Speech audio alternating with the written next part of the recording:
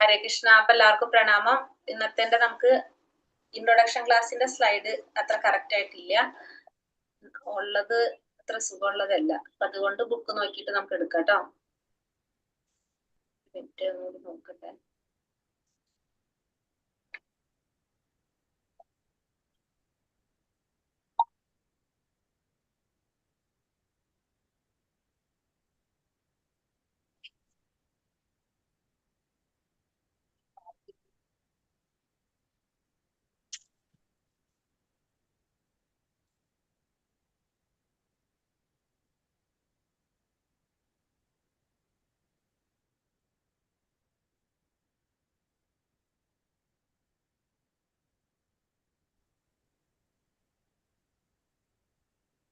ധ്യാന ശ്ലോകം തൊട്ടതിലുള്ളത്.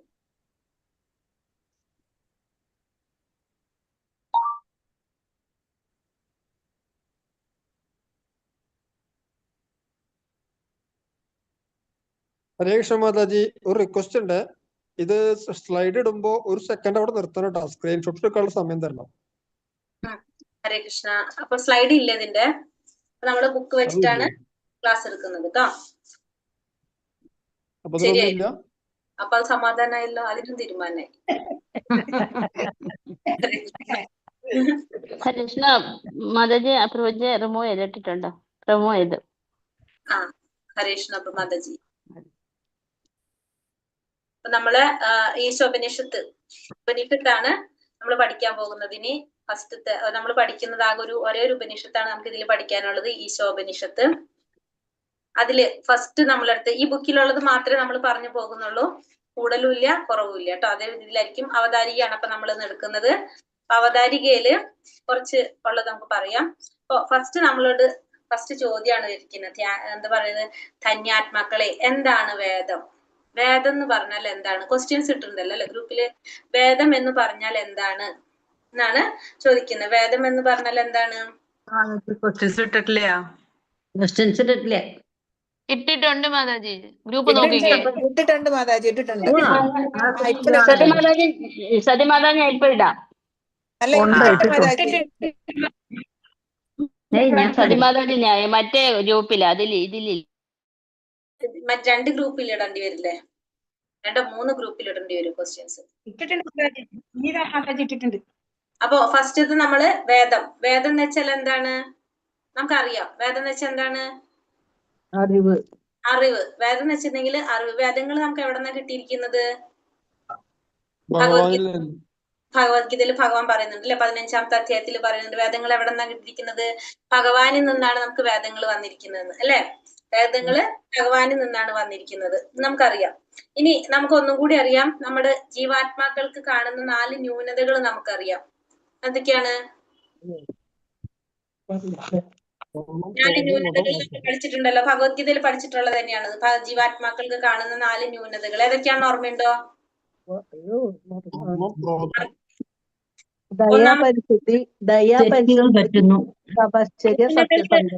ന്യൂനതകള്, പോരായ്മകള്, നമുക്കുള്ള പോരായ്മകൾ ഏതൊക്കെയാണ്? ദയൊന്നും നമ്മളെ പോരായ്മയല്ലല്ലോ. നമ്മളെ പോരായ്മകൾ ഏതൊക്കെയാണ്?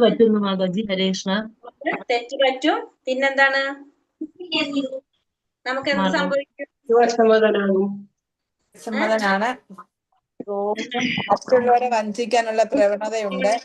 മായയ്ക്ക് വശംവദനാകും. മറ്റുള്ളവരെ വഞ്ചിക്കാനുള്ള പ്രവണതയുണ്ട്. പിന്നെ നമ്മുടെ ഇന്ദ്രിയങ്ങൾ എങ്ങനെയാണ്? അപൂർണ്ണമായിട്ടുള്ളതാണ് നമ്മുടെ ഇന്ദ്രിയങ്ങൾ അല്ലെ. ഉപനിഷത്ത് വെച്ച് എന്താ അർത്ഥം? അത് ചോദിച്ചില്ലല്ലോ. ഉപനിഷത്ത് എന്ന് പറഞ്ഞാൽ എന്താ അർത്ഥം? ഉപനിഷത്ത് എന്ന് പറഞ്ഞാൽ എന്താ അർത്ഥം? ഉപാന്ന് വെച്ചാൽ എന്താണ്? അല്ല, ഉപാന്ന് വെച്ചാൽ ഇരിക്കുക. നിഷത്ത് അടുത്തിരിക്കുക എന്നുള്ളതാണ് ഉപനിഷത്ത് എന്നതുകൊണ്ട് അർത്ഥമാക്കുന്നത്. അപ്പൊ ആരുടെ അടുത്തിരിക്കുമ്പോഴാണ് നമുക്ക് അറിവ് കിട്ടുന്നത്? വേദങ്ങൾ അറിവ് കിട്ടുന്നത്. ഹരേഷ്ണ മാതാജി ഞങ്ങൾക്ക് ക്വസ്റ്റ്യൻ കിട്ടിയില്ല മാതാജി. ഗ്രൂപ്പിൽ ഇല്ലല്ലോ ക്വസ്റ്റ്യൻ. അതിപ്പോ 7:30 ഇട്ടത്, അതാണ് കാണാതിരുന്നിട്ടുണ്ടാവുക. മാതാജി അല്ലേ ഇപ്പൊ പറഞ്ഞത്? അതെ മാതാജി. മാതാജിക്ക് പോസ്റ്റ് ചെയ്തിട്ടുണ്ട് ഇപ്പൊ. ശരി മാതാജി. അപ്പൊ ഞാൻ ഇട്ടത് ഇപ്പൊ തന്നെയാ മാതാജി, അതാണ് ഞാൻ നേരത്തെ നോക്കിയില്ല, ക്വസ്റ്റ്യൻസ് പുതിയതാണെന്നുള്ളത് മറന്നുപോയി എന്താ സംഭവിച്ചത്. അപ്പൊ ഉപനിഷത്ത് എന്ന് പറഞ്ഞ ഉപ എന്ന് പറഞ്ഞാൽ നമ്മൾ പറഞ്ഞു ഇരിക്കുക, നിഷത്ത് അടുത്തിരിക്കുക അല്ലെ. ആരുടെ അടുത്തിരിക്കുക? നമ്മള് ആരുടെ അടുത്തിരിക്കുമ്പോഴാണ് നമുക്ക് അറിവ് കിട്ടുന്നത്? ഗുരുവിന്റെ അടുത്തിൽ. ഗുരുവിന്റെ അടുത്തിരിക്കുമ്പോ നമുക്ക് എന്ത് കിട്ടും? ജ്ഞാനം കിട്ടിക്കൊണ്ടിരിക്കും, നമ്മുടെ അജ്ഞാനം ഇല്ലാതായിക്കൊണ്ടിരിക്കും അല്ലെ. ഈശോപനിഷത്ത് എന്ന് പറയുന്നത് നമുക്കറിയാം, വേദങ്ങൾ എത്ര വേദങ്ങളുണ്ട്? വേദം എന്ന് വെച്ചാൽ അറിവാണ്. വേദങ്ങൾ എത്ര വേദങ്ങളുണ്ട്? 4 വേദങ്ങൾ. 4 വേദങ്ങൾ. ആദ്യം എത്ര വേദം ഉണ്ടായിരുന്നു? ഒരു വേദം ഉണ്ടായിരുന്നു. ആ വേദത്തെ 4ആയിട്ട് വിഭജിച്ചത് ആരാണ്? വ്യാസമഹർഷി. വ്യാസമഹർഷിയാണ് 4ആയിട്ട് തിരിച്ചത്. അത് ഏതൊക്കെയാണ് 4 വേദങ്ങള്? ഋഗ്വേദം, യജുർവേദം, സാമവേദം, അഥർവവേദം.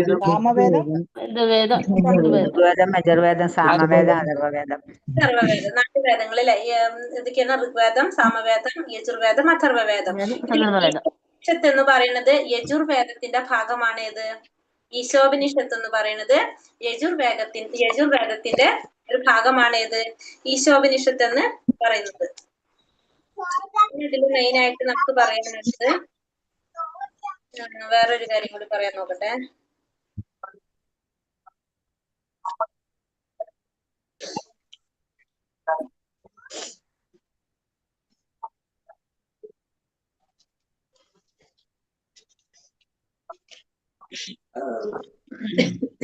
അപ്പൊ ഈ വേദങ്ങൾ നമ്മൾ പറഞ്ഞു ഭഗവാനിൽ നിന്നാണ് വന്നിരിക്കുന്നത്. ഭഗവാന്റെ ശബ്ദാവതാരമാണ് എന്ത്? ഈ പറഞ്ഞ വേദങ്ങൾ എന്ന് പറഞ്ഞ ഭഗവത്ഗീതയിൽ പറയുന്നുണ്ട്. 15ാമത്തെ ശ്ലോകത്തിൽ അല്ലെ, 15ാം അധ്യായത്തില് പറയുന്നുണ്ട്. ഭഗവാൻ ശ്ലോകം പറയുന്നുണ്ട്, ഭഗവാനിൽ നിന്നാണ് എന്ത് വന്നിരിക്കുന്നത്? ഈ വേദങ്ങളൊക്കെ ഭഗവാനിൽ നിന്നാണ് വന്നിരിക്കുന്നത്. ഭഗവാന്റെ ശബ്ദാവതാരമാണിത് എന്ന് പറയാൻ എന്താ കാരണം? അങ്ങനെ ഭഗവാന്റെ ശബ്ദാവതാരമാണ് വേദങ്ങൾ എന്ന് പറയാൻ എന്തുകൊണ്ടാ കാരണം?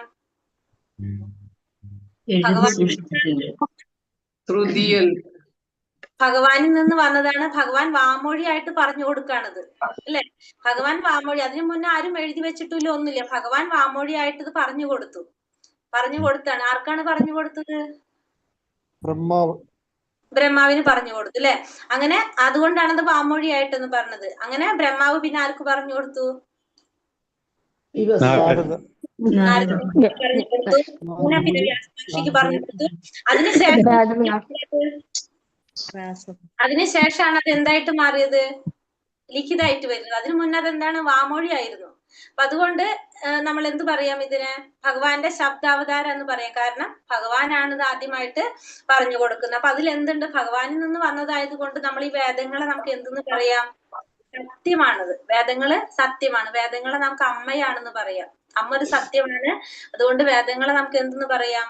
സത്യമാണ് അല്ലെ എന്ന് പറയാനായിട്ട് സാധിക്കും. അങ്ങനെ വേദങ്ങളിൽ പറഞ്ഞിരിക്കുന്നത് മുഴുവനും നമ്മൾ അതേ രീതിയിൽ അനുസരിക്കുകയാണ് ചെയ്യുന്നത്. അതിനൊരു ഉദാഹരണം നമുക്കിവിടെ പറയാം. നമ്മള് ചാണകം എന്താണ്? ഒരു മൃഗത്തിന്റെ മലമാണ്. പക്ഷെ നമ്മൾ അത് എന്തിനു വേണ്ടിയിട്ടാണ് ഉപയോഗിക്കുന്നത്?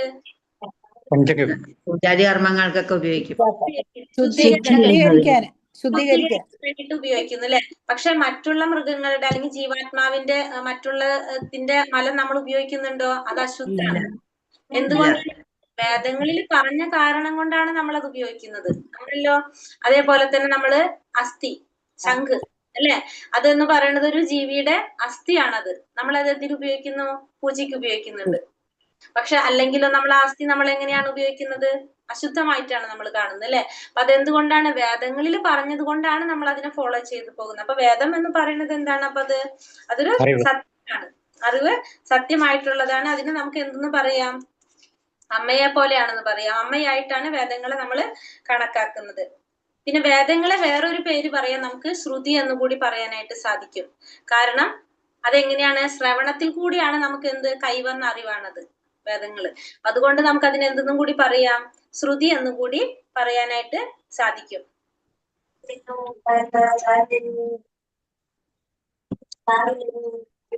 പിന്നെ വൈദിക വിജ്ഞാനത്തെ ശബ്ദ പ്രമാണം എന്ന് വിളിക്കാം. അതായത് നമ്മൾ ഈ പറഞ്ഞ പോലെ ശ്രുതി എന്നാൽ എന്താണ്? ശ്രവണത്തിൽ കൂടി മാത്രം ലഭിക്കുന്ന ജ്ഞാനം. അതുകൊണ്ട് നമ്മൾ എന്താണ്? ശ്രവണത്തിലൂടെയാണത് മനസ്സിലാക്കുന്നത്. അതുകൊണ്ട് നമുക്ക് അതിനെന്ത് പറയാം? ശബ്ദ പ്രമാണമെന്നും എന്തിനെ വിളിക്കാം? ഈ വൈദിക ജ്ഞാനത്തെ വിളിക്കാനായിട്ട്, വൈദിക ജ്ഞാനത്തെ നമുക്ക് വിളിക്കാൻ സാധിക്കും.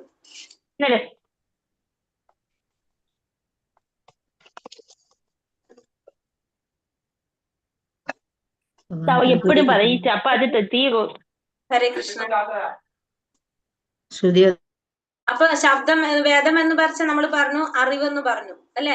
ഈ അറിവ് നമുക്ക് രണ്ട് തരത്തിൽ പറയാം. ഒന്ന് എങ്ങനെയാണ്? അനുമാനം എന്നും പറയാം, രണ്ടാമത്തത് നിഗമനം എന്നും പറയാം. നമുക്ക് രണ്ട് തരത്തിൽ പറയാം. ഒന്ന് അനുമാനം, രണ്ടാമത്തത് നിഗമനം. അനുമാനം എന്ന് വെച്ചാൽ എന്താണത്? ഭഗവാനിൽ നിന്ന് നേരിട്ട് വന്നിട്ടുള്ളത്, പൂർണ്ണമായിട്ടുള്ളതാണ് അറിവ്, അതാണ് അനുമാനം. നിഗമനം എന്ന് വെച്ചാൽ എന്താണ്? അപൂർണമാണത്. അത് നമ്മള് സാങ്കല്പികമാണ്, അത് നമ്മള് ചിന്തിക്കാണ് അത് അങ്ങനെയാകാം എന്ന്. പക്ഷെ അത് എങ്ങനെയാ ശരിയാകണം എന്നില്ല. പക്ഷെ നമ്മളത് എന്താ പറയാ, നിഗമനം ചെയ്യാണ്, അങ്ങനെ ആകാം, അത് ശരിയാകാം എന്ന് നമ്മൾ പറയില്ലേ, അതാണ് നമ്മൾ എന്ത് പറയണത്? നിഗമനം എന്ന് പറയുന്നത്. അനുമാനം പക്ഷെ എങ്ങനെയായിരിക്കും? കറക്റ്റ് ആയിരിക്കും. പക്ഷെ നിഗമനം എപ്പോഴും എന്താവണമെന്നില്ല, ശരിയായിട്ട് വരണമെന്നില്ല. ഇപ്പൊ മൂന്നാമത്തതാണ് പ്രത്യക്ഷത്തിലുള്ളത്. പ്രത്യക്ഷത്തിലുള്ളതെന്ന് പറഞ്ഞാൽ നേരിട്ട് കാണുന്നത്, അതായത് വേദങ്ങൾ, അതെന്താണ്? ശ്രുതിയായിട്ടുള്ളതാണ്. അത് നമുക്ക് എന്ത് പറയാം? പ്രത്യക്ഷത്തിൽ നമ്മൾ നേരിട്ട് കാണുന്നതാണ് അത് പ്രത്യക്ഷത്തിലുള്ളത്. പ്രത്യക്ഷം എന്നാല് നേരിട്ടുള്ളത്. അനുമാനം മൂന്നെണ്ണം ഉണ്ട്: പ്രത്യക്ഷം, അനുമാനം, നിഗമനം. അതാണ് പറയുന്നത്. മൂന്ന് വിധത്തിൽ തെളിവുണ്ട്. പ്രത്യക്ഷം എന്നാ വെച്ചാൽ ഹരേകൃഷ്ണ മാതാജി, നിഗമനത്തിന് ഒന്നുകൂടെ ഒന്ന് പറഞ്ഞേ. നിഗമനം എന്തോ ഉദ്ദേശിക്കുന്നത്? അപൂർണമായിട്ടുള്ളത്. അപൂർണമായിട്ടുള്ളത് നമ്മൾ സങ്കല്പിക്കുകയാണ്, ഇത് ഇങ്ങനെയാകാം എന്ന് നമ്മൾ പറഞ്ഞു കഴിഞ്ഞാൽ അതിനെന്ത് പറയാം? നിഗമനാണ്. അത് നമ്മള് ചിന്തിക്കുകയാണ്, ഇങ്ങനെ ആകും അത്. അത് ചിലപ്പോ ശരിയാവാം, ശരിയാകാതിരിക്കാം, ഉറപ്പില്ല അത്. അനുമാനം കൂടെ പറയോ മാതാജി? വെച്ചിട്ടുണ്ടെങ്കിൽ പൂർണ്ണമായിട്ടുള്ളത്, അത് അറിവ് പൂർണ്ണമായിട്ടുള്ളതാണ്. നിന്ന് നേരിട്ട് കാണാം, അത് അനുമാനമാണത്. അനുമാനം എന്ന് വെച്ചിട്ടുണ്ടെങ്കിൽ ശരിയായിട്ടുള്ളത്. മാതാജി നിഗമനം അല്ല, പ്രത്യക്ഷം ഒന്നും കൂടെ പറയാവോ? പ്രത്യക്ഷം, നിഗമനം എന്ന് പറഞ്ഞാൽ അത് അപൂർണമായിട്ടുള്ളത്, സാങ്കല്പികമായിരിക്കും. അത് എന്താവണമെന്നില്ല, ചിലപ്പോ ശരിയാകാം, ചിലപ്പോ തെറ്റാകാം. അത് നമുക്ക് ശരിയാണ് തെറ്റാണെന്ന് കറക്റ്റ് പറയാൻ സാധിക്കില്ല. പ്രത്യക്ഷത്തിലുള്ളതെന്ന് പറയുമ്പോ പ്രത്യക്ഷം എന്ന് വെച്ചിട്ടുണ്ടെങ്കിൽ നേരിട്ടുള്ളത്. പ്രത്യക്ഷം എന്ന് വെച്ചിട്ടുണ്ടെങ്കിൽ നേരിട്ട് കാണുന്നതാണ് പ്രത്യക്ഷത്തിലുള്ളത്. അതിനോട് ഉദാഹരണം പറയുന്നുണ്ട്. പ്രത്യക്ഷ തെളിവുകള് അഭികാമ്യമല്ല. കാരണം നമ്മുടെ ഇന്ദ്രിയങ്ങൾക്ക് എന്താണ്? പൂർണ്ണത ഇല്ലാത്തത് കൊണ്ട്. നമ്മൾ അതിന് ഉദാഹരണം പറഞ്ഞ സൂര്യനെ നമ്മൾ ദിവസം കാണുന്നുണ്ട്. അപ്പൊ നമ്മൾ കാണുന്നത് എങ്ങനെയാണ്? സൂര്യനെ ഒരു ചെറിയൊരു ബിംബമായിട്ടാണ് സൂര്യനെ കാണുന്നത്, ഒരു ഗോളായിട്ടാണ് നമ്മൾ കാണുന്നത്. പക്ഷെ ശരിക്കും സൂര്യൻ എങ്ങനെയാണ്? വളരെ വലുതാണ്. പക്ഷെ നമ്മുടെ കാഴ്ചക്ക് എന്താണത്? അത് ചെറുതായിട്ടാണ് നമുക്ക് തോന്നുന്നത്. അതാണ് പ്രത്യക്ഷത്തിൽ നമ്മൾ നേരിട്ട് കാണുന്നത്. പക്ഷെ അതെന്താവണം എന്നില്ല. അതപ്പോ നമ്മളെ ഇന്ദ്രിയങ്ങൾ അപൂർണമായതുകൊണ്ട് നമുക്കത് മനസ്സിലാക്കാൻ സാധിക്കുന്നില്ല. അപ്പൊ നമ്മൾ എന്ത് ചെയ്യാണത്? അതോടെ നമ്മൾ വരുന്ന അപ്പൊ പുസ്തകം വായിക്കും, അതുവഴി സൂര്യനെ മനസ്സിലാക്കും. അതിനാൽ നേരിട്ടുള്ള അനുഭവം പൂർണ്ണമല്ല എന്ന് പറഞ്ഞു. അപ്പൊ ആ പ്രത്യക്ഷത്തിൽ നമ്മൾ കാണുന്നത് നമ്മുടെ ഇന്ദ്രിയങ്ങൾ അപൂർണമായതുകൊണ്ട് നമുക്കത് എന്ത് സാധിക്കുന്നില്ല? അതിനെ ശരിയായ രീതിയിൽ മനസ്സിലാക്കാൻ സാധിക്കുന്നില്ല. സൂര്യനെ കുറിച്ച് പുസ്തകത്തിലൂടെ നമ്മൾ അറിയുമ്പോഴാണ് നമുക്കത് ശരിയായ രീതിയിൽ മനസ്സിലാക്കാനായിട്ട് സാധിക്കുന്നത്. മാതാജി രണ്ടു തരം എന്നല്ലേ പറഞ്ഞേ? അറിവ് രണ്ടു തരം എന്നല്ലേ പറഞ്ഞേ? മൂന്നാമത്തതൂടെ പ്രത്യക്ഷം കൂടി പറയുന്നുണ്ട്.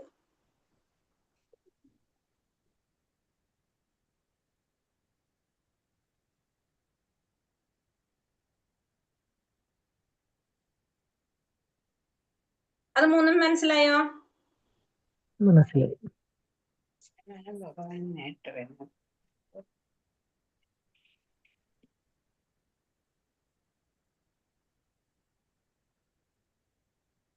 മാതാജി, അപ്പൊ അനുമാനവും പ്രത്യക്ഷവും കൂടെ ഉള്ള വ്യത്യാസം ഉണ്ടോ മാതാജി? അനുമാനം എന്ന് പറഞ്ഞ പൂർണ്ണതയാണ്. അതെ, അനുമാനം എന്ന് വെച്ചിട്ടുണ്ടെങ്കിൽ ഭഗവാനിൽ നിന്ന് കിട്ടിയിട്ടുള്ള അറിവാണ്, അത് നേരിട്ടുള്ളതാണ്, അത് കറക്റ്റ് ആണ്. പക്ഷെ പ്രത്യക്ഷം വെച്ചിട്ടുണ്ടെങ്കിൽ നമ്മൾ നേരിട്ട് കാണുന്നതാണ്. പക്ഷെ നമ്മുടെ ഇന്ദ്രിയങ്ങൾക്ക് പൂർണ്ണത ഇല്ലാത്തതുകൊണ്ട് നമ്മളത് ശരിയായ രീതിയിൽ മനസ്സിലാക്കാൻ സാധിക്കില്ല. ഓ, ഹരേ കൃഷ്ണ.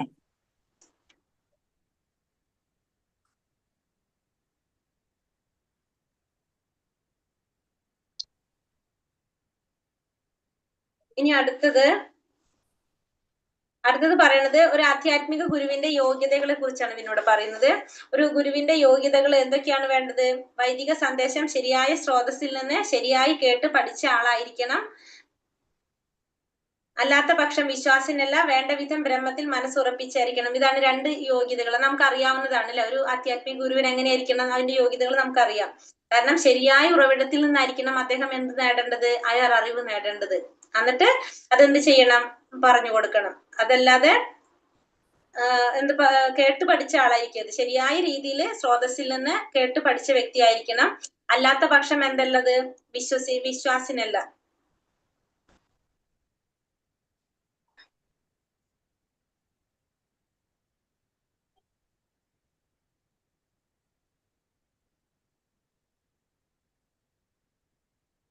പിന്നെ വേദത്തെ 4ആയിട്ട് തിരിച്ച് നമ്മളിപ്പോ പറഞ്ഞു. പിന്നെ ദ്വിജബന്ധു എന്താണെന്ന് നമുക്കറിയാം. ഓർമ്മയുണ്ടോ ആർക്കെങ്കിലും ദ്വിജബന്ധു? രാവിലത്തെ ക്ലാസ്സിൽ നമ്മൾ പറഞ്ഞിട്ടുണ്ടായിരുന്നു, ഭാഗവതം ക്ലാസ്സിൽ. ഉഷമാതാജി ഓർക്കുന്നില്ല മാതാജി, നല്ലതായിട്ട് ദ്വിജബന്ധു ഓർക്കുന്നുണ്ട്. ബ്രാഹ്മണരുടെ ബ്രാഹ്മണ കുലത്തിൽ ജനിക്കുന്നവരല്ലേ? ജനിച്ചിട്ടും സുധമാതാജി പറഞ്ഞ മാതാജി ഉന്നത കുടുംബത്തിൽ ജനിച്ചവരെന്നല്ലേ? ഉന്നത കുടുംബത്തിൽ ജനിച്ചിട്ടും മാതാജി ജനിച്ചു വരെ ഓക്കെ, ബാക്കിയും കൂടി പറഞ്ഞൊന്ന്. പക്ഷെ അവർക്ക് അറിവില്ല, ജ്ഞാനമില്ല. അവർ ഉന്നത കുടുംബത്തിലാണെന്നേ ഉള്ളൂ, ജ്ഞാനമില്ല. കുറച്ചും കൂടി ആയിട്ടുണ്ട്, ഇത്തിരി കൂടി പോന്നോട്ടെ. ജ്ഞാനമില്ല. അതിനെന്തോ ഒരു ഇതുണ്ട്. സുധാമാതാജി ഒന്ന് കംപ്ലീറ്റ് ചെയ്തേ.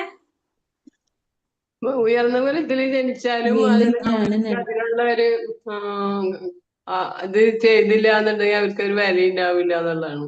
രാവിലെ ക്ലാസ്സിൽ കയറുന്ന പോലെ ശ്രദ്ധിക്കണം എന്ന് മനസ്സിലായി ഇപ്പൊ? പ്രതീക്ഷിച്ചില്ല. ബ്രാഹ്മണരുടെ ഗുണങ്ങളില്ലെന്നാണോ മാതാജി? അതായത് ഉന്നത കുലത്തിൽ ജനിച്ചിട്ടുണ്ട് കുലത്തിലായാലും ക്ഷത്രിയ കുലത്തിലായാലും ഏത് ഉന്നത കുലത്തിൽ ജനിച്ചാലും ആ കുലത്തിന്റെ മഹിമ കാണിക്കുന്നില്ലെങ്കിൽ അവരെ നമുക്ക് എന്ത് പറയാം? നേടിയിട്ടില്ലെങ്കിൽ അവരെ ദ്വിജബന്ധു എന്ന് പറയാം. ഉഷാമാതാജി അതെന്നോട് സംശയം ചോദിച്ചതായിരുന്നു. അതുകൊണ്ടാണ് എനിക്ക് ഓർമ്മ വന്നേ, ഞാൻ ചോദിച്ചായിരുന്നു ദ്വിജബന്ധുത്വമാണ്. ഹരേ കൃഷ്ണ. അപ്പൊ ഒന്നും മനസ്സിലായില്ല? ദ്വിജബന്ധു എന്ന് വെച്ചിട്ടുണ്ടെങ്കിൽ ഇപ്പൊ ഏത് ബ്രാഹ്മണ കുലത്തിൽ തന്നെയല്ല, ക്ഷത്രിയ കുലത്തിലായാലും ഏത് കുലത്തിൽ ജനിച്ചാലും ആ കുലത്തിന്റെ മഹിമ അല്ലെങ്കിൽ യോഗ്യത കാണിച്ചില്ലെങ്കിൽ, അതില്ലെങ്കിൽ എന്താണ്, അത് നേടാതെ പോയിട്ടുണ്ടെങ്കിൽ അവരെ നമുക്ക് എന്ത് പറയാം? ദ്വിജബന്ധു എന്ന് പറയാനായിട്ട് സാധിക്കും. പിന്നെ വ്യാസമഹർഷി എന്തുകൊണ്ടാണ് ഭാഗവതം രചിക്കാൻ കാരണം അറിയാലോ നമുക്ക്. സാധാരണക്കാർ കലിയുഗത്തിലെ ആൾക്കാർക്ക് ജ്ഞാനം അജ്ഞാനികളാണ്, അവർക്ക് ജ്ഞാനം കിട്ടാൻ വേണ്ടി. അപ്പൊ എന്തുകൊണ്ടാണ് അത് തുടങ്ങാൻ കാരണം എന്താണ്? കാരണം എല്ലാം ചെയ്തിട്ടും പുരാണങ്ങൾ കിട്ടാത്തത് കൊണ്ടാണ് അദ്ദേഹം എന്ത് ചെയ്യിച്ചത്? ഭാഗവതത്തില് ഭഗവാനെ കുറിച്ച് വിസ്തരിച്ച് എഴുതാൻ പറഞ്ഞു അല്ലെ. സംതൃപ്തി വന്നില്ല, അതുകൊണ്ട് ഭഗവാനെ കുറിച്ച് പൂർണ്ണതയില്ലായിരുന്നു എഴുതിയതില്. അത് കാരണം തൃപ്തിയില്ലായിരുന്നു വ്യാസമഹർഷിക്ക്. അതുകൊണ്ടാണ് ഭാഗവതം രചിക്കാനായിട്ട് തുടങ്ങിയത്. പിന്നെ ദ്വിജബന്ധുവിന്റെ ഒന്നും കൂടെ പറയണം.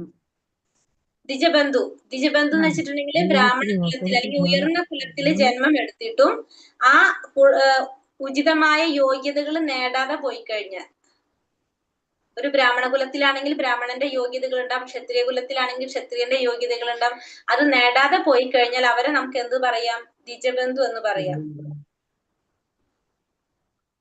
ഹരേ കൃഷ്ണ മാതാജി, അതിന് ഉദാഹരണമായിട്ട് രാവണനെ പറഞ്ഞൂടെ? വിശ്വാവസിന്റെ പൗത്രനല്ലേ രാവണൻ? രാവണൻ പണ്ഡിതനല്ലേ? പണ്ഡിതനല്ല, വിശ്വാവസത്തിന്റെ പൗത്രനാണ്. ഉന്നത കുല ജാതം തന്നെയാണ്, പക്ഷെ രാക്ഷസ കുലത്തിലേക്ക് പോയി എന്ന് മാത്രമേ ഉള്ളൂ. അതിന്റെ പിന്നില് ശാപകഥ ഉണ്ട്. ജയനും വിജയനും അല്ലേ മഹാവിഷ്ണുവിന്റെ ദ്വാരപാലകര്. അതുപോലെ രാമായണം പറയേണ്ടി വരും. അടുത്തത് എന്താ പറഞ്ഞിരിക്കുന്നത് അതില്?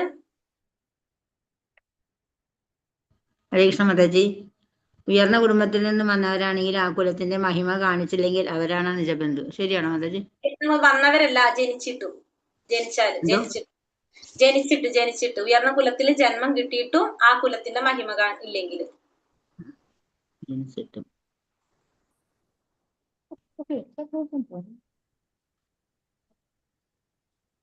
ഭാഗവതം തുടങ്ങുന്നത് എങ്ങനെയാണ്? ഒരു വേദാന്ത സൂത്രത്തിലൂടെയാണ് തുടങ്ങുന്നത് അല്ലെ. എന്താണ് ശ്ലോകത്തിന്റെ ഫസ്റ്റ് ഓർമ്മയുണ്ടോ? ജന്മത്യാസയതോന്നയാതി തരതാത് അല്ലെ? ജന്മത്യാസ യഥ എന്ന് പറഞ്ഞത് എന്താണ്? ഒരു വേദാന്ത സൂത്രവാക്യാണിത്. വേദാന്ത സൂത്രം എന്ന് വെച്ചാൽ എന്താണ്? സൂത്രം എന്ന് പറഞ്ഞാൽ എന്താണ്? ഫസ്റ്റ് സൂത്രം എന്ന് വെച്ചാൽ എന്താണ്? കുറെ മന്ത്രങ്ങളും ശ്ലോകങ്ങളും ഒരുമിച്ച് ചേർന്നാൽ എന്തിനു നമുക്ക് എന്ത് പറയാം? സൂത്രം എന്ന് പറയാം. മന്ത്രങ്ങളും പിന്നെ അതുപോലെ തന്നെ ശ്ലോകങ്ങളൊക്കെ ഒരുമിച്ച് ചേർന്നാൽ നമുക്ക് അതിനെന്തെന്ന് പറയാം? സൂത്രം എന്ന് പറയാനായിട്ട് സാധിക്കും.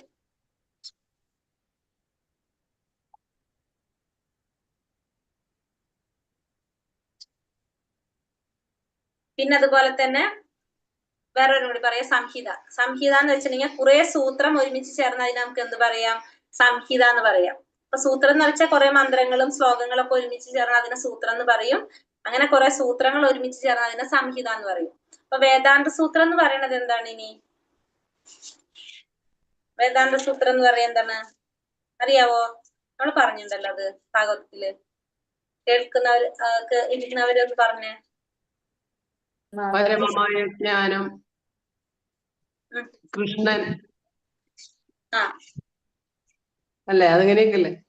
അങ്ങനൊന്നല്ല. എന്നാലും ഞാൻ പറയുന്നത് നോക്കട്ടെ എന്ന് വെച്ചിട്ട് എന്താ പറയുന്നെന്നുള്ളത്. മാതാജി സംഗീതയും കൂടെ ഒന്ന് പറഞ്ഞാൽ. സംഹിത എന്ന് വെച്ചാൽ കുറെ സൂത്രങ്ങൾ ഒരുമിച്ച് ചേർന്നാൽ നമുക്ക് അതിനെന്ത് പറയാം? സംഹിത എന്ന് പറയാം. വേദാന്ത സൂത്രം എന്ന് വെച്ചിട്ടുണ്ടെങ്കില് നമുക്ക് വേദങ്ങൾ ശരിയായിട്ട് പഠിക്കാനായിട്ട് സാധിക്കില്ല. നമുക്കിപ്പോ വേദങ്ങളെല്ലാം നമുക്ക് മനസ്സിലാവണം എന്നില്ല എല്ലാവർക്കും. അപ്പൊ നമുക്കതൊന്നും ശരിയായ രീതിയിൽ മനസ്സിലാക്കാൻ സാധിക്കുന്നില്ല, നമുക്കത് പഠിക്കാൻ സാധിക്കുന്നില്ല, അതല്ലെങ്കിൽ നമുക്കത് പഠിക്കാനുള്ള സമയമില്ല. അങ്ങനെയുള്ളവർക്കൊക്കെ വേണ്ടിയിട്ട് അതെന്തത് അതൊരു ക്യാപ്സ്യൂള് രൂപത്തിലാക്കിയിട്ട് രചിച്ചിരിക്കുന്ന അതിനെയാണ് നമ്മൾ എന്ത് പറയുന്നത്? സൂത്രം, വേദാന്ത സൂത്രം എന്ന് പറയുന്നത്. അപ്പൊ അത് അതിലെല്ലാം ഉണ്ടാകും, ഒരു ക്യാപ്സ്യൂൾ രൂപത്തിലായിരിക്കും അതിന്റെ ഒരു സമ്മറി എന്ന് പറയാം നമുക്ക് വേണമെങ്കിൽ. അതിനാണ് നമ്മൾ വേദാന്ത സൂത്രം എന്ന് പറയുന്നത്. അതെന്താ മാതാജി വിവരിച്ച മാതാജി? വേദാന്ത സൂത്രം എന്നാല് അതായത് വേദാന്ത സൂത്രം എന്ന് വെച്ചിട്ടുണ്ടെങ്കിൽ ഇപ്പൊ നമ്മള് വേദങ്ങളൊന്നും ശരിയായിട്ട് പഠിക്കാൻ സാധിക്കാത്ത അല്ലെങ്കിൽ മനസ്സിലാക്കാൻ സാധിക്കാത്തവർ, അല്ലെങ്കിൽ സമയമില്ലാത്തവർക്ക്, അവർക്കൊക്കെ വേണ്ടിയിട്ട് അതെന്താണ് അത് മനസ്സിലാക്കാൻ വേണ്ടിയിട്ട് മനസ്സിലാക്കാവുന്ന വിധത്തില് ചെറിയ ചെറിയ വ്യാഖ്യാനങ്ങളായിട്ട് രചിക്കുകയാണത്. അതിനെ നമുക്ക് എന്ത് പറയാം? അതായത് ചെറിയൊരു ക്യാപ്സ്യൂൾ രൂപത്തിലാക്കി അതിനെ നമുക്ക് മാതാജി ക്യാപ്സൂൾ എന്നുള്ളതിന് നമ്മളൊരു മലയാള ശബ്ദം എന്തെങ്കിലും ഉണ്ടായിരിക്കുമല്ലോ? ക്യാപ്സ്യൂൾ എന്ന് പറഞ്ഞാൽ അതിനെന്ത് പറയും? ഗുളിക രൂപത്തിൽ. എഴുതിയാൽ മതിയോ? ഗുളിക വേറെ, ക്യാപ്സ്യൂള് വേറെയാ. എന്ന് പറഞ്ഞൂടെ? സംക്ഷിപ്ത രൂപം പറയാൻ പറ്റുമോ? വ്യാഖ്യാനം എന്ന് പറയാൻ പറ്റും. ആഖ്യാനം വ്യാഖ്യാനമല്ലോ. ക്യാപ്സ്യൂളിന് എഴുതിയാൽ പെട്ടെന്ന് തീരില്ലേ? എളുപ്പമല്ലേ?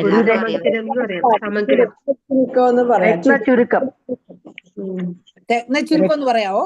വേദങ്ങളുടെ രത്നചുരുക്കം. നിങ്ങൾക്ക് മനസ്സിലാവേണ്ട രീതിയിൽ എഴുതിക്കോ. എനിക്കതിന് വേറെ വേർഡ് അറിയില്ല. സംക്ഷിപ്തം എന്ന് പറയാൻ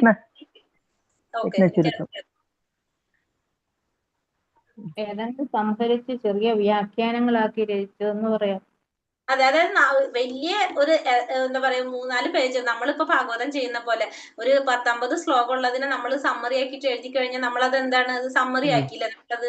അത് തന്നെ. അപ്പൊ അത് നമുക്ക് ഒറ്റയടിക്ക് ആ ഫുള്ള് വായിക്കാണ്ട് അത് വായിച്ചാൽ നമുക്കത് മനസ്സിലാക്കാം. അപ്പൊ ചുരുക്കി എഴുതുക എന്നുള്ള അർത്ഥം വരുന്നുള്ളൂ മാതാജി. ചുരുക്കി എഴുതാം. അതായത് ചുരുക്കി എഴുതി മറ്റുള്ളവർക്ക് മനസ്സിലാക്കാൻ വേദങ്ങൾ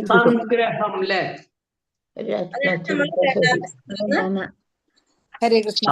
സംഗ്രഹിക്കുക എന്ന് പറയാനോ? സംഗ്രഹിക്കുക എന്ന് സംഗ്രഹിക്കുക എന്ന് പറഞ്ഞാല് ശരിയാണ്. അതാണ് ഞാൻ സംക്ഷിപ്തം ചോദിച്ചത്. മനസ്സിലാക്കാൻ വേണ്ടി ക്യാപ്സ്യൂൾ രൂപത്തിലാക്കിയതാണ് സമഗ്രം, സംക്ഷിപ്ത രൂപം എന്ന് പറഞ്ഞത്. അപ്പൊ നമുക്ക് അതാണ് നമ്മൾ എന്ത് പറയണത്? വേദാന്ത സൂത്രം എന്ന് പറയുന്നത്. ഇത്രയാണ് അവതാരികയിൽ പറയുന്നത്. ഇനി ഇതിൽ ഒരെണ്ണം കൂടി എടുക്കാം. നമുക്ക് ധ്യാന ശ്ലോകം കൂടി എടുക്കാം. ധ്യാനം ശ്ലോകം കഴിഞ്ഞിട്ടാണ് നമ്മൾ ഉപനിഷത്ത് തുടങ്ങുന്നത്. ഫസ്റ്റത്തത് ധ്യാന ശ്ലോകം.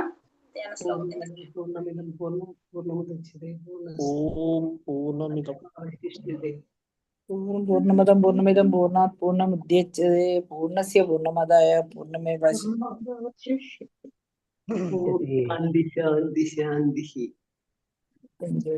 സത്യം പൂർണ്ണമാണ്. ഓം പൂർണ്ണമദ പൂർണ്ണമിദം പൂർണ്ണാത് പൂർണ്ണമുദച്യതേ. ഹരേ കൃഷ്ണ. ധ്യാന മന്ത്രം. ഓം പൂർണ്ണമദ പൂർണ്ണമിദം പൂർണ്ണാത് പൂർണ്ണമുദച്യത്തെ പൂർണ്ണസ്യ പൂർണ്ണമാദായ പൂർണ്ണമേവാവശിഷ്യത്തെ. ഓം പൂർണ്ണമദ പൂർണ്ണമിദം പൂർണ്ണാത് പൂർണ്ണമുദച്യത്തെ പൂർണ്ണസ്യ പൂർണ്ണമാദായ പൂർണ്ണമേവാവശിഷ്യത്തെ. ഇതിൽ പറയുന്നത് അതായത് ഭഗവാനെ കുറിച്ച് പറയണം അല്ലെ. ഭഗവാൻ എങ്ങനെയാണ്? പരമദിവ്യോത്തമ പുരുഷൻ സത്യവും പൂർണ്ണവുമാകയാൽ അദ്ദേഹത്തിൽ നിന്ന് ഉത്ഭവിക്കുന്ന ഈ പ്രാതിഭാസിക പ്രപഞ്ചവും അതുപോലെ മറ്റുള്ളവയും പരിപൂർണമാണ്. പൂർണ്ണതയിൽ നിന്ന് ഉണ്ടാകുന്ന എന്തും സ്വയം പൂർണ്ണങ്ങളാണ്. ഭഗവാൻ സമ്പൂർണനാകയാൽ അദ്ദേഹത്തിൽ നിന്നും അനേകം പൂർണ്ണങ്ങൾ ഉത്ഭവിച്ചാലും അവിടുന്ന് സമ്പൂർണനായി തന്നെ അവശേഷിക്കുന്നു. ഇതാണ് ധ്യാന മന്ത്രത്തിൽ അർത്ഥം. അതായത് ഭഗവാനെ കുറിച്ച് പറയുന്നത് പരമദിവ്യോത്തമ പുരുഷൻ എങ്ങനെയാണ്? സത്യമാണ്, പൂർണ്ണമാണ്. അതുകൊണ്ട് തന്നെ അദ്ദേഹത്തിൽ നിന്ന് ഉത്ഭവിക്കുന്ന എല്ലാ പ്രാതിഭാസിക പ്രപഞ്ചവും എങ്ങനെയായിരിക്കും? അല്ലാതും അതുപോലെ തന്നെ പരിപൂർണമായിരിക്കും. പൂർണ്ണതയിൽ നിന്നുണ്ടാകുന്നത് എല്ലാതും എന്ത് തന്നെയാണ്? സ്വയം പൂർണ്ണങ്ങളാണ്. പക്ഷെ അപ്പോഴും എന്താണ്? ഭഗവാൻ സമ്പൂർണനായതുകൊണ്ട് അദ്ദേഹത്തിൽ നിന്ന് എത്ര പൂർണ്ണങ്ങൾ ഉണ്ടായാലും ഭഗവാൻ എങ്ങനെ തന്നെ നിലനിൽക്കും? സമ്പൂർണനായിട്ട് തന്നെ ഭഗവാൻ അവശേഷിക്കും. ഇതാണ് ഇതിൽ പറയുന്നത്, ധ്യാന മന്ത്രത്തിൽ പറയുന്നത്. അതായത് ഭഗവാൻ എങ്ങനെയാണെന്ന് പറഞ്ഞത്? ഭഗവാൻ പരമസത്യമാണ്, സത്യമാണ്, പിന്നെ അതുപോലെ തന്നെ പൂർണ്ണമായതുകൊണ്ട് തന്നെ ഭഗവാനിൽ നിന്ന് ഉത്ഭവിക്കുന്ന എല്ലാ പ്രാതിഭാസിക പ്രപഞ്ചവും എല്ലാതും എങ്ങനെയാണ്? പരിപൂർണമായിട്ടുള്ളതാണ്. പൂർണ്ണതയിൽ നിന്നുണ്ടാകുന്നത് എന്തും എന്താണ്? സ്വയം പൂർണ്ണങ്ങളാണ്. അപ്പൊ ഭഗവാൻ ഒരു വ്യക്തിയാണ്. ഒരു വ്യക്തി ആയതുകൊണ്ടാണ് ഭഗവാൻ എന്ത് ചെയ്യാൻ സാധിക്കുന്നത്? വ്യക്തികളെ വരുന്നത് അല്ലെ. ഭഗവാനിൽ നിന്ന് വ്യക്തികൾ വരുന്നത്. അതുപോലെ തന്നെ ഭഗവാൻ സമ്പൂർണനാണ്. അതുകൊണ്ട് ഭഗവാനിൽ നിന്ന് ഉത്ഭവിക്കുന്നതെല്ലാം എങ്ങനെയായിരിക്കും? പൂർണ്ണങ്ങളായിരിക്കും. ഭഗവാനിൽ നിന്ന് എത്ര പൂർണ്ണങ്ങൾ ഉത്ഭവിച്ചാലും ഭഗവാൻ എങ്ങനെ തന്നെ നിലനിൽക്കും? എന്നിട്ടും ഭഗവാൻ സമ്പൂർണനായിട്ട് തന്നെ അവശേഷിക്കുകയും ചെയ്യും. അത് നമ്മൾ മനസ്സിലാക്കാം. ഭഗവാൻ സമ്പൂർണനാണ്. ഭഗവാൻ സമ്പൂർണനായതുകൊണ്ട് തന്നെ ഭഗവാനിൽ നിന്ന് ഉത്ഭവിക്കുന്നതെല്ലാം എങ്ങനെയായിരിക്കും? പരിപൂർണമായിരിക്കും. എന്നിരുന്നാലും ഭഗവാൻ എങ്ങനെ തന്നെ നിലനിൽക്കുകയും ചെയ്യും? ഭഗവാൻ പൂർണ്ണനായിട്ട് തന്നെ നിലനിൽക്കുകയും ചെയ്യും. സമ്പൂർണനായിട്ട് തന്നെ നിലനിൽക്കുകയും ചെയ്യും. എത്ര പൂർണ്ണങ്ങൾ ഭഗവാനിൽ നിന്ന് ഉത്ഭവിച്ചാലും ഭഗവാൻ സമ്പൂർണനായിട്ട് തന്നെ അവശേഷിക്കുന്നു എന്നാണ് ഈ ധ്യാന മന്ത്രത്തില് നമ്മൾ മനസ്സിലാക്കേണ്ടത്. മനസ്സിലായോ?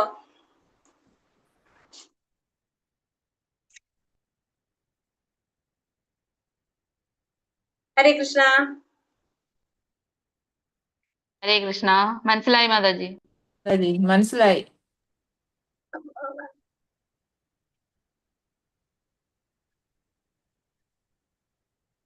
ഇനി നമുക്കിത് അറിയാവുന്നതാണ്. നമ്മൾ ഭഗവാൻ സാക്ഷാത്കാരത്തിന്റെ അല്ലെ, നമുക്ക് പരമസത്യത്തെ 3 രീതിയിൽ സാക്ഷാത്കരിക്കാം. പരമാത്മാ സാക്ഷാത്കാരം, ബ്രഹ്മ സാക്ഷാത്കാരം, മൂന്നാമത്തതാണ് ഭഗവത് സാക്ഷാത്കാരം. അതിൽ പരമാത്മാ സാക്ഷാത്കാരവും ബ്രഹ്മ സാക്ഷാത്കാരവും പരിപൂർണ സത്തയുടെ ഭാഗികമായ സാക്ഷാത്കാരം മാത്രമാണ്. നമുക്കറിയാം അല്ലെ, ബ്രഹ്മ സാക്ഷാത്കാരവും പരമാത്മാ സാക്ഷാത്കാരം എന്ന് പറയുന്നതും എന്താണ്? ഭാഗികമായിട്ടുള്ള ഒരു സാക്ഷാത്കാരമാണ്. അത് പരിപൂർണമാവണമെങ്കിൽ ഏതാണ് വേണ്ടത്? ഭഗവത് സാക്ഷാത്കാരമാണ് വേണ്ടത്. നമുക്കറിയാവുന്നതാണത്. ഭഗവാൻ സത്ചിത് ആനന്ദ വിഗ്രഹനാണ്. ഭഗവാൻ എങ്ങനെയാണ്? സച്ചിത് ആനന്ദ വിഗ്രഹനാണ്. ഭഗവാൻ എന്ന് പറഞ്ഞാല് സത്ത് ചിത്ത് ആനന്ദനാണ് ഭഗവാൻ. സത്ത് എന്ന് വെച്ചാൽ എന്താണ്? സനാതനമായിട്ടുള്ളത്. ചിത്ത് എന്ന് പറഞ്ഞാലോ ജ്ഞാനം, പരിപൂർണമായിട്ടുള്ള ജ്ഞാനം. ആനന്ദം എന്ന് വെച്ചിട്ടുണ്ടെങ്കില് പരമാനന്ദം. അപ്പൊ സത്ത് ചിത്ത് ആനന്ദം എന്ന് പറഞ്ഞാൽ എങ്ങനെയാണ്? ഭഗവാൻ എപ്പോഴും എങ്ങനെയാണ്? പരിപൂർണമായിട്ടുള്ള ആനന്ദം നിറഞ്ഞിട്ടുള്ളവനാണ്. അതുപോലെ തന്നെ അറിവ്, പൂർണ്ണമായ ജ്ഞാനമുള്ളവനാണ്, സനാതനമായിട്ടുള്ളവനാണ്. ഭഗവാൻ സത്യചിത് ആനന്ദ വിഗ്രഹനാണെന്ന് നമുക്ക് പറയാം.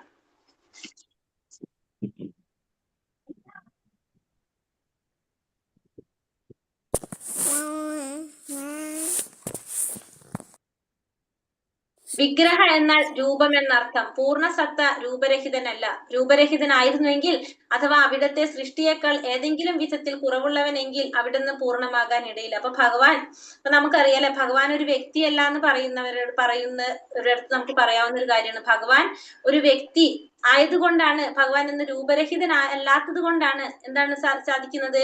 ഭഗവാൻ ഒരു രൂപമുള്ളത് കൊണ്ടാണ് ഭഗവാൻ എന്ത് സാധിക്കുന്നത്? സൃഷ്ടി നടത്തുമ്പോ ആ രൂപത്തിൽ തന്നെയാണ് മറ്റുള്ള സൃഷ്ടികൾ വരുന്നത്. ഭഗവാൻ എന്തെങ്കിലും കുറവുണ്ടെങ്കിൽ അത് എങ്ങനെയാണ്, മറ്റുള്ളവർക്കും ആ കുറവുണ്ടാകും. അതുകൊണ്ട് ഏതെങ്കിലും വിധത്തില് കുറവുള്ളവനെങ്കിൽ അവിടുന്ന് പൂർണ്ണമാകാനായിട്ട് ഇടയില്ല. അപ്പൊ അതുകൊണ്ട് നമുക്ക് എന്ത് മനസ്സിലാക്കാം? ഭഗവാൻ പരിപൂർണനാണ്, സമ്പൂർണനാണെന്ന് പറയാം. വിഗ്രഹം എന്നാൽ രൂപം എന്നാണ് അർത്ഥം. പൂർണ്ണസത്ത രൂപരഹിതനല്ല, രൂപമില്ലാത്തതല്ലാര്? ഭഗവാൻ. രൂപരഹിതനായിരുന്നെങ്കിൽ എന്ത് സാധിക്കില്ല? ഭഗവാന്റെ സൃഷ്ടിയും എങ്ങനെ തന്നെ ആകും? രൂപരഹിതനാകുകയുള്ളൂ. പക്ഷെ ഭഗവാന്റെ സൃഷ്ടി എങ്ങനെയാണ്? രൂപമുണ്ട്. അപ്പൊ അതിന്റെ അർത്ഥം എന്താണ്? ഭഗവാൻ അങ്ങനെ എന്തെങ്കിലും കുറവുണ്ടെങ്കിൽ സ്വാഭാവികമായിട്ടും ഭഗവാന്റെ സൃഷ്ടിയിലും ആ കുറവ് വന്നേനായിരുന്നു. അതുകൊണ്ട് നമുക്ക് എന്ത് പറയാം? ഭഗവാൻ രൂപരഹിതനല്ലാന്ന് പറയാനായിട്ട് സാധിക്കും. ഭഗവാന് ഒരു രൂപമുണ്ട്. പരമപുരുഷന് അനന്ത ശക്തികളുണ്ട്. അവയൊക്കെ പൂർണ്ണതയുള്ളതാണ്. ഭഗവാന്റെ ശക്തികളും അതുപോലത്തെ എങ്ങനെയാണ്? പരിപൂർണതയുള്ളതാണ് ഭഗവാന്റെ ശക്തികളും. പ്രപഞ്ചത്തിലെ മറ്റൊരു ഏകവും നിലനിൽപ്പിന് വേണ്ടി അധിക ശ്രമം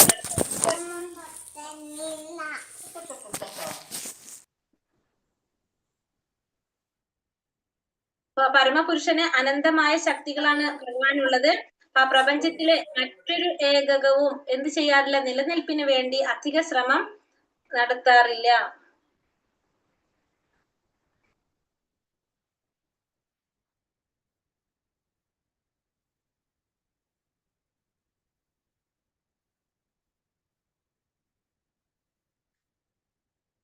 അതായത് പരിപൂർണ സത്തയെ സാക്ഷാത്കരിക്കുന്നതിന് വേണ്ടി ജീവസത്തകൾക്ക് എല്ലാ സൗകര്യങ്ങളും നൽകപ്പെട്ടിട്ടുണ്ട്. അപ്പൊ ഭഗവാനെ സാക്ഷാത്കരിക്കാൻ പരിപൂർണ സത്ത എന്ന് പറയുന്നത് ആരാണ്?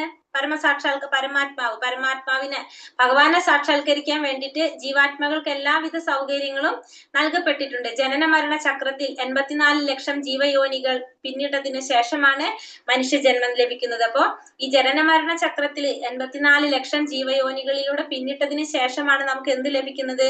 ഒരു മനുഷ്യജന്മം ലഭിക്കുന്നത്. ആ മനുഷ്യജന്മത്തിലൂടെ നമുക്ക് എന്ത് സാധിക്കും? നമുക്ക് പരമസത്യത്തെ സാക്ഷാത്കരിക്കാനായിട്ട് നമുക്ക് സാധിക്കും. കാരണം നമുക്കറിയാലേ, ആ പരമസത്യത്തെ സാക്ഷാത്കരിക്കാനായിട്ട് നമുക്ക് എന്ത് സാധിക്കും? ഈ മനുഷ്യജന്മത്തിലൂടെ നമുക്ക് സാധിക്കും.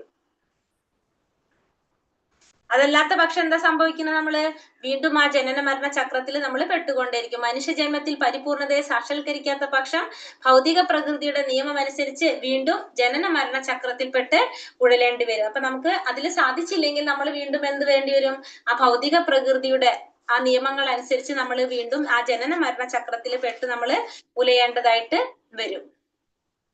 നാം ജീവിതത്തിലെ ഇന്ദ്രിയ സുഖാസ്വാദനത്തിന് വേണ്ടി പ്രകൃതിയിലെ വിഭവങ്ങളെ ചൂഷണം ചെയ്യാൻ ശ്രമിക്കരുത്. ഇന്ദ്രിയ ആസ്വാദനമാകുന്ന ജീവിതം മായയാണ്. നമ്മൾ എന്ത് ചെയ്യാൻ പാടില്ല? നമ്മുടെ ഇന്ദ്രിയ സുഖത്തിന് വേണ്ടിയിട്ട്, ആസ്വാദനത്തിന് വേണ്ടിയിട്ട് നമ്മൾ എന്ത് ചെയ്യരുത്? ഭൗതിക പ്രകൃതിയിലെ വിഭവങ്ങളെ ചൂഷണം ചെയ്യാനായിട്ട് ശ്രമിക്കാൻ പാടില്ല. കാരണം ഇന്ദ്രിയാസ്വാദനം എന്ന് പറയുന്നത് എന്താണ്? ഒരു മായയാണ്. നമ്മളെ ഇന്ദ്രിയ ആസ്വാദനം, നമ്മുടെ ഇന്ദ്രിയങ്ങളെ സന്തോഷിപ്പിക്കാനല്ല നമ്മൾ ശ്രമിക്കേണ്ടത്. എന്തിനാണ്? ഭഗവാന്റെ ഇന്ദ്രിയങ്ങളെ സന്തോഷിപ്പിക്കാൻ വേണ്ടിയിട്ടാണ് നമ്മൾ ശ്രമിക്കേണ്ടത്. നമ്മളെ ഇന്ദ്രിയങ്ങളെ സന്തോഷിപ്പിക്കാന്ന് പറഞ്ഞാൽ നമ്മൾ എന്തിൽ പെട്ടു? മായയിൽ അകപ്പെട്ടു നമുക്ക് പറയാനായിട്ട് സാധിക്കും. ഒരു മനുഷ്യജന്മത്തിന്റെ പരിപൂർണത എന്ന് പറയുന്നത് ഭഗവത് സാക്ഷാത്കാരം നേടാന്നുള്ളതാണ്. ഭഗവാന്റെ ഇന്ദ്രിയങ്ങളെ സന്തോഷിപ്പിക്കാൻ സാധിക്കുക എന്നുള്ളതാണ് ഒരു മനുഷ്യജന്മത്തിന്റെ പൂർണ്ണത എന്ന് പറയുന്നത്. കരങ്ങൾ ശരീരത്തോട് ചേർന്നിരിക്കുമ്പോൾ മാത്രമാണ് ഒരു പൂർണ്ണ ഏകകമായി വർത്തിക്കുന്നത്. അതുപോലെ ജീവസത്ത പൂർണ്ണസത്തയുടെ ഭാഗവും അംശവുമാണ്. പൂർണ്ണസത്തയിൽ നിന്ന് വേർപെട്ടാൽ മായയുടെ പ്രാതിനിധ്യം കൊണ്ട് ജീവസത്തയ്ക്ക് പൂർണ്ണ സംതൃപ്തി ലഭ്യമാക്കാനാവില്ല. അപ്പോ കരങ്ങള് ശരീരത്തോട് ചേർന്നിരിക്കുമ്പോഴാണ് അതിനെന്ത് ചെയ്യാൻ സാധിക്കുക? അതിന് പ്രവർത്തിക്കാൻ സാധിക്കുന്നത്. അല്ലാതെ ശരീരത്തിൽ നിന്ന് ആ കൈ വേർപെട്ട് പോയി കഴിഞ്ഞാൽ നമുക്കൊന്നും ചെയ്യാനായിട്ട് സാധിക്കില്ല. അതേപോലെ തന്നെയാണ് ജീവാത്മാവ്. പൂർണ്ണസത്തയുടെ ഭാഗമാണ്, അംശവുമാണ്. ആ പൂർണ്ണസത്തയിൽ നിന്ന് വേർപെട്ട് കഴിഞ്ഞാൽ സ്വാഭാവികമായിട്ടും എന്ത് സംഭവിക്കുകയാണ്? മായയുടെ പ്രാതിനിധ്യം അതിനെന്ത് പിടിക്കാണ്? മായ പിടിക്കാണ് അല്ലെ? അപ്പൊ മായയുടെ പ്രാതിനിധ്യം കൊണ്ട് ആ ജീവാത്മാവിന് എന്ത് സാധിക്കില്ല? പൂർണ്ണ സംതൃപ്തി ലഭിക്കില്ല. കാരണം ആ ജീവാത്മാവിന് പൂർണ്ണ സംതൃപ്തി ലഭിക്കണമെങ്കിൽ എന്ത് വേണം? അതിന് സ്വാഭാവികമായിട്ടും അതിന്റെ അംശം അതുമായിട്ട് ബന്ധപ്പെട്ടാൽ മാത്രമേ ആ ജീവാത്മാവിന് സംതൃപ്തി ലഭിക്കുന്നുള്ളൂ. അല്ലെങ്കിൽ ഒരിക്കലും അതിനെന്ത് കിട്ടുന്നില്ല? ഒരു സംതൃപ്തി ലഭിക്കുന്നില്ല. അതിനാണ് മനുഷ്യജന്മം കൊണ്ട് സാധിക്കുന്നത്. മനുഷ്യജന്മത്തിന് പൂർണ്ണത കൈവരിക്കാൻ പൂർണ്ണസത്തയുടെ സേവനത്തിൽ ഏർപ്പെടണം. അപ്പൊ മനുഷ്യജന്മത്തിന് പൂർണ്ണത കൈവരിക്കണമെങ്കിൽ എന്ത് വേണം? പൂർണ്ണ സത്തയുടെ സേവനത്തിൽ, ഭഗവത് സേവനത്തിൽ ഏർപ്പെട്ടാൽ മാത്രമാണ് മനുഷ്യജന്മത്തിന് പൂർണ്ണത കൈവരിക്കാനായിട്ട് സാധിക്കുന്നത്. ഈ ലോകത്തുള്ള എല്ലാ സേവനങ്ങളും പൂർണ്ണ സത്തയുമായി പൊരുത്തപ്പെടാത്ത കാലത്തോളം അപൂർണമായി തന്നെ നിലനിൽക്കും. അപ്പൊ ഈ ലോകത്ത് എല്ലാ സേവനങ്ങളും പൂർണ്ണ സത്തയുമായിട്ട്, അത് ഭഗവാനുമായിട്ട് പൊരുത്തപ്പെടാത്ത കാലത്തോളം എന്താണത്, അത് അപൂർണമായിട്ട് തന്നെ നിലനിന്നുകൊണ്ടേയിരിക്കും. എല്ലാം പൂർണ്ണ സത്തയുമായി ബന്ധപ്പെടുത്തി ചെയ്തു കഴിഞ്ഞാൽ ചേർന്ന് നിൽക്കുന്ന അംശങ്ങളും സ്വയം പൂർണ്ണങ്ങളായി തീരുന്നു. അപ്പൊ എല്ലാം ഭഗവാനുമായിട്ട് ബന്ധപ്പെടുത്തി കഴിഞ്ഞാൽ എന്താ ഗുണം? അതിനോട് ചേർന്ന് നിൽക്കുന്ന എല്ലാ അംശങ്ങളും സ്വയം പൂർണ്ണങ്ങളായിട്ട് തീരും. എല്ലാതും എന്ത് ചെയ്യണം? ഭഗവാനുമായിട്ട് പൂർണ്ണ സത്തയുമായിട്ട് ബന്ധപ്പെടുത്തി ചെയ്യാനായിട്ട് ശ്രമിക്കണം. അങ്ങനെ ചെയ്തു കഴിഞ്ഞാൽ ആ ചേർന്ന് നിൽക്കുന്ന എല്ലാ അംശങ്ങളും സ്വയം പൂർണ്ണങ്ങളായിട്ട് തന്നെ തീരാണ് ചെയ്യണം. അപ്പൊ എല്ലാം നമ്മൾ എന്ത് ചെയ്യണം? ഭഗവാനുമായിട്ട് കണക്ട് ചെയ്ത് അല്ലെങ്കിൽ പൂർണ്ണ സത്തയുമായിട്ട് ബന്ധപ്പെടുത്തിട്ട് ചെയ്യാനായിട്ട് ശ്രമിക്കണം. അങ്ങനെ ചെയ്തു കഴിഞ്ഞാൽ എല്ലാ അംശങ്ങളും സ്വയം പൂർണ്ണങ്ങളായിട്ട് തീരുന്നു. ഹരേ കൃഷ്ണ കൃഷ്ണ കൃഷ്ണ ഹരേ ഹരേ, ഹരേ രാമ രാമ രാമ ഹരേ ഹരേ. ഇന്ന് ഇല്ല, നാളെ തൊട്ട് നമുക്ക് ശരിക്കും മാതാജി ഒരു നിമിഷം. ഹരേ കൃഷ്ണ മാതാജി. എല്ലാം പൂർണ്ണ സത്തയുമായി ബന്ധപ്പെടുത്തി കഴിഞ്ഞാൽ എന്ന് പറഞ്ഞപ്പോ എല്ലാ കാര്യങ്ങളും ഭഗവാനുമായിട്ട് ബന്ധപ്പെടുത്തി ചെയ്യണം. അപ്പൊ അതിനാണോ പൂർണ്ണ സത്ത എന്ന് പറയണേ? പൂർണ്ണസത്ത എന്ന് വെച്ചിട്ടുണ്ടെങ്കിൽ ഭഗവാനെയാണ് പറയുന്നത്. പൂർണ്ണമായിട്ടുള്ള എന്ന് പറയുക നമ്മളതിനെ പൂർണ്ണസത്ത എന്നല്ലാതെ നമ്മളിപ്പോഴും പറയുന്ന വേറൊരു വേർഡ് ഉണ്ടല്ലോ, എന്താ പറയുന്ന വേറെ പറയാറില്ല എപ്പോഴും? നിരാകാര സത്യം, നിരാകാരത്തിലല്ല നിരപേക്ഷ സത്യം. നിരപേക്ഷ സത്യം.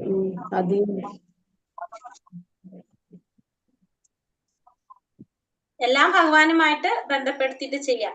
അതിൽ പറയുന്നത് അതല്ലേ, പൂർണ്ണമിതം പൂർണ്ണമിതം പൂർണ്ണാത് പൂർണ്ണമുദച്യതേ പൂർണ്ണസ്യ പൂർണ്ണമാദായ പൂർണ്ണമേവാവശിഷ്യതേ എന്ന് വെച്ചാല് ഭഗവാൻ സമ്പൂർണ്ണനാണ്. ഭഗവാനിൽ നിന്ന് ഉത്ഭവിക്കുന്നതെല്ലാം എങ്ങനെയാണ്?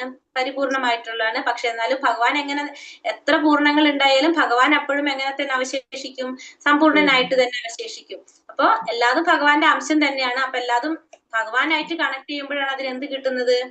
അതിന് പൂർണ്ണത കൈവരിക്കാൻ സാധിക്കുന്നത്. അപ്പൊ എല്ലാം ഭഗവാനായിട്ട് കണക്ട് ചെയ്യുമ്പോഴാണ് അതിന് പൂർണ്ണത കൈവരിക്കാനായിട്ട് സാധിക്കുന്നത്. ഇപ്പൊ നമ്മള് അച്ഛൻ്റെ അമ്മയുടെ അടുത്ത് നിന്ന് മാറി നിന്ന് കഴിഞ്ഞാൽ നമുക്ക് അവരുടെ അടുത്തേക്ക് വരുമ്പോഴാണ് നമുക്ക് കിട്ടുന്നത്. ബാക്കി എത്രയൊക്കെ നമുക്ക് കിട്ടിയാലും അച്ഛൻ്റെ അമ്മയുടെ അടുത്ത് വരുമ്പോഴാണല്ലോ നമുക്ക് അതിനൊരു സന്തോഷം കിട്ടുന്നത് കൂടുതൽ. അപ്പൊ അതേപോലെ തന്നെ നമുക്ക് മനസ്സിലാക്കാം. നാളെ തൊട്ട് നമുക്ക് മന്ത്രം തുടങ്ങാം കേട്ടോ. ഒന്നാമത്തെ മന്ത്രം തൊട്ട് നാളെ തൊട്ട് സ്റ്റാർട്ട് ചെയ്യാം. ഇതില് ജസ്റ്റ് ഉള്ളത് ഒന്ന് ജസ്റ്റ് പറയാന്ന് വെച്ചിട്ട് പറഞ്ഞതാണ്. ഇത്രയും ക്വസ്റ്റ്യൻ ആൻസർ നോക്കാം. അപ്പൊ അതിൽ എന്തെങ്കിലും ഉണ്ടെങ്കിൽ വേറെ പറഞ്ഞു പോകാം നമുക്ക്. വേദം എന്ന് വെച്ചാൽ എന്താണ്?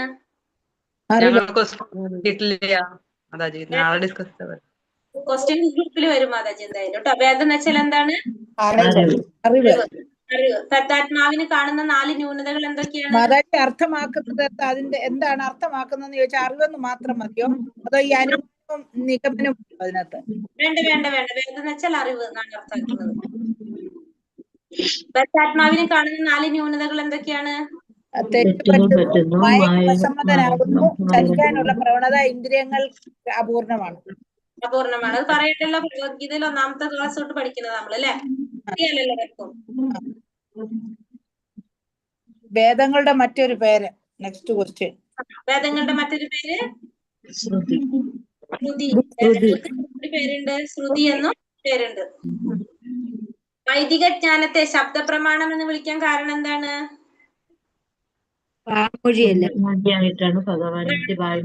ശബ്ദത്തിൽ കൂടി മാത്രം ലഭിക്കുന്ന ജ്ഞാനം. അതുകൊണ്ട് നമുക്ക് എന്ത് പറയാം? ഒന്നുകൂടെ പറഞ്ഞ മാതാജി. ശ്രവണത്തിൽ കൂടി മാത്രം ലഭിക്കുന്ന ജ്ഞാനം.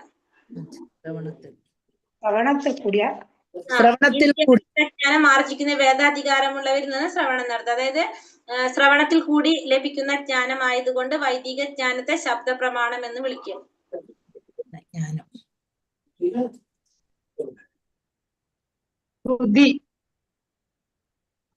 അടുത്തത് ഒരു ആധ്യാത്മിക ഗുരു, അതല്ലേ 5ാമത്തെ അല്ലേ ഇനി? അതെ.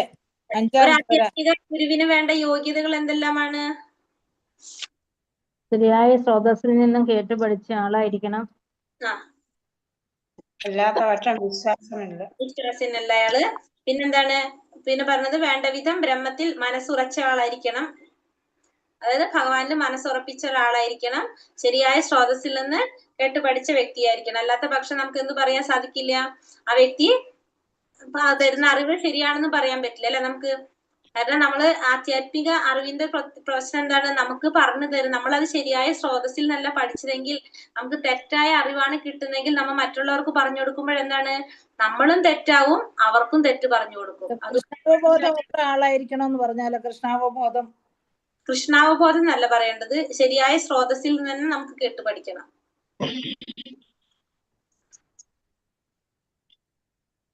അടുത്തത് ദ്വിജബന്ധു എന്നാൽ ആ ക്വസ്റ്റ്യൻ ഒന്നും കൂടെ പറയാവോ? അഞ്ചാമത്തെ ആൻസർ. വേണ്ട വിധം ഭഗവാന്റെ ആധ്യാത്മിക ഗുരുവിന്റെ യോഗ്യത, വൈദിക സന്ദേശം ശരിയായ സ്രോതസ്സിൽ നിന്ന് ശരിയായി കേട്ട് പഠിച്ച വ്യക്തിയായിരിക്കണം.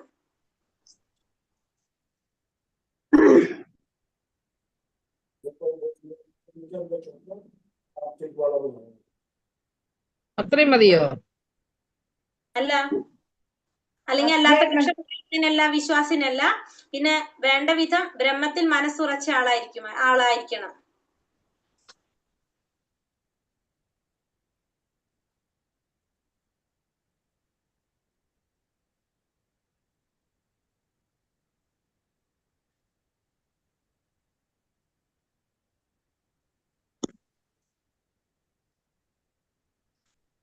അടുത്തത് ദ്വിജബന്ധു എന്നാൽ എന്താണ് അർത്ഥമാക്കുന്നത്? ഉയർന്ന കുടുംബത്തിൽ ജനിച്ചിട്ടും കുലത്തിന്റെ മഹിമ കാണിച്ചില്ലെങ്കിൽ അവരാണ് നിജബന്ധു. ആറാമത്തെ ക്വസ്റ്റ്യൻ. ആറാമത്തെ ഉണ്ട്. തുടക്കത്തിൽ ഒരു വേദം മാത്രം ഉണ്ടായിരുന്നതിന് 4 വേദങ്ങളായി തിരിച്ചത് ആരാണ്? വ്യാസമഹർഷി. എന്തുകൊണ്ടാണ് തിരിച്ചത്? ഏതൊക്കെയാണത്? എന്തുകൊണ്ടാണ്? സൂത്രം, സംഹിത, വേദമന്ത്രം, വേദസൂത്രം. അല്ല, കലിയുഗത്തിലെ ജനങ്ങള് എന്താണ്, അല്പജ്ഞാനികളാണ്, ഓർമ്മ കുറവാണ്, ഇതൊക്കെ കാരണം കൊണ്ടാണ് അതിന് 4ആക്കി തിരിച്ചത്. ഏതൊക്കെയാണത്? ഋഗ്വേദം, സാമവേദം, അഥർവവേദം, ഋഗ്വേദം അല്ലെ, ഋഗ്, സാമം, അഥർവ, പിന്നെതാ യജുർവേദം. ഋഗ്വേദം, യജുർവേദം, സാമവേദം, അഥർവവേദം. 4 വേദങ്ങളായിട്ട് തിരിച്ചത്. ദ്വിജബന്ധു എന്നാൽ എന്താണ്? ഉയർന്ന കുടുംബത്തിൽ ജനിച്ചിട്ടും ഇതാണ് നിജബന്ധു. അതെ, ഉയർന്ന കുലത്തിൽ ജന്മം എടുത്തിട്ടും ആ യോഗ്യതകൾ മഹിമ കാണിച്ചില്ലെങ്കിൽ അവരാണ് നിജബന്ധു. എന്തുകൊണ്ടാണ് വേദവ്യാസൻ ശ്രീമദ് ഭാഗവതം രചിക്കാൻ ഇടയായത്? കലിയുഗത്തിലെ മനുഷ്യർ പൂർണ്ണതയില്ലാത്തവരാണ്. അതുകൊണ്ടല്ല. പുരാണങ്ങളും എന്താ പറയാ, ഉപനിഷത്തുകളും പുരാണങ്ങളും ഒക്കെ രചിച്ചിട്ടും അദ്ദേഹത്തിന് എന്ത് വന്നില്ല? സംതൃപ്തി വന്നില്ല അല്ലെ? അതുകൊണ്ടാണ് അദ്ദേഹം എന്ത് വന്നത്? ഭാഗവതം രചിക്കാനായിട്ട് അദ്ദേഹം ഇടയായത്. വേദാന്ത സൂത്രം എന്നാൽ എന്താണ്? മന്ത്രങ്ങളുടെയും ശ്ലോകങ്ങളുടെയും വ്യാഖ്യാനങ്ങളാക്കി രചിച്ചത് വേദാന്ത സൂത്രം വെച്ചിട്ടുണ്ടെങ്കിൽ ഇത് മനസ്സിലാക്കാത്ത രീതിയിൽ അത് സംക്ഷിപ്തമായിട്ട് രചിച്ചിരിക്കുന്നതാണ് എന്ത് പറയാം, വേദാന്ത സൂത്രം എന്ന് പറയുന്നത്. ഉദാഹരണം പറഞ്ഞാൽ ജന്മത്യാസയത എന്ന് പറയാം നമുക്ക്. പിന്നെ അഥതോ ബ്രഹ്മ ജിജ്ഞാസ, അതൊക്കെ വേദാന്ത സൂത്രങ്ങളാണ്. പിന്നെ അതുപോലെ തന്നെ ധ്യാനശ്ലോകം എന്താണ് നമുക്കറിയാം. ഇപ്പൊ പറഞ്ഞത് ഏതെങ്ങനെ? ഓ പൂർണ്ണമത പൂർണ്ണമിതം പൂർണ്ണമുദച്യതേ പൂർണ്ണസ്യ പൂർണ്ണമേവാവശിഷ്യത്തെ പൂർണ്ണമേവാവശിഷ്യതേ. ശ്ലോകത്തിന്റെ മീനിങ് അറിഞ്ഞിരിക്കണം കേട്ടോ. ശ്ലോകം പഠിച്ചോളൂ. ഈ ശ്ലോകം, ധ്യാനശ്ലോകം എല്ലാവരും പഠിച്ചോളൂ. എല്ലാരും സന്ധ്യക്ക് നാമം ജപിക്കുമ്പോ വിളക്ക് കത്തിക്കുമ്പോ ആദ്യം ചെല്ലുന്ന മാതാജി. അതെ, അറിയാത്തവരെല്ലാവർക്കും അറിയാം. സാമവേദം, ഋജുർവേദം, അഥർവവേദം, പിന്നിനി ഒരു വേദം കൂടെ ഉള്ള ഏതാ? ഋഗ്വേദം, യജുർവേദം, സാമവേദം, അഥർവവേദം.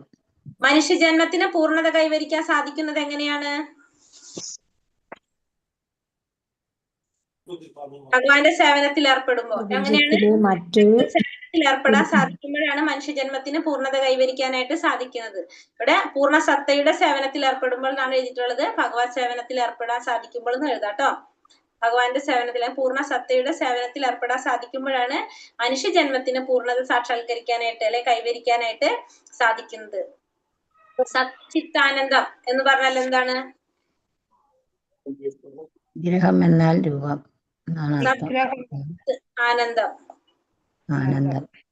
പൂർണ്ണജ്ഞാനം. ഒന്നും കൂടെ പറഞ്ഞേ മാതാജി. സത്യചിത്ത് ആനന്ദം എന്ന് പറഞ്ഞാൽ എന്താണെന്ന് 12ാമത്തെ ആനന്ദം സനാതന ആനന്ദം രൂപം എന്നർത്ഥം. ആനന്ദ സത്ത് എന്ന് പറഞ്ഞാൽ സനാതനം, ചിത്ത് എന്ന് പറഞ്ഞാൽ പൂർണ്ണജ്ഞാനം, ആനന്ദം. ആനന്ദം എന്ന് വെച്ചിട്ടുണ്ടെങ്കിൽ പരമാനന്ദം. അങ്ങനെ മതി. അപ്പം അതാണോ മാതാജി നമ്മൾ ഈ സച്ചിദാനന്ദൻ എന്ന് പറയുന്നേ? സത്യചിത്താനന്ദൻ, സച്ചിദാനന്ദൻ അല്ല, സച്ചിദാനന്ദൻ. അപ്പൊ നമ്മളത് പെട്ടെന്ന് വരത്തില്ലായിരുന്നു സച്ചിദാനന്ദ എന്ന് പറയും ഭഗവാനെ. അപ്പൊ അതിന്റെ അർത്ഥം അതായിരിക്കും അല്ലേ? സച്ചിദാനന്ദൻ എന്നും പേരായിരിക്കും, ഭഗവാന്റെ പേരായിരിക്കും. സത്യചിത്താനന്ദൻ, പറഞ്ഞു ഞങ്ങൾ സച്ചിദാനന്ദനായതായിരിക്കും. സച്ചിദാനന്ദനായ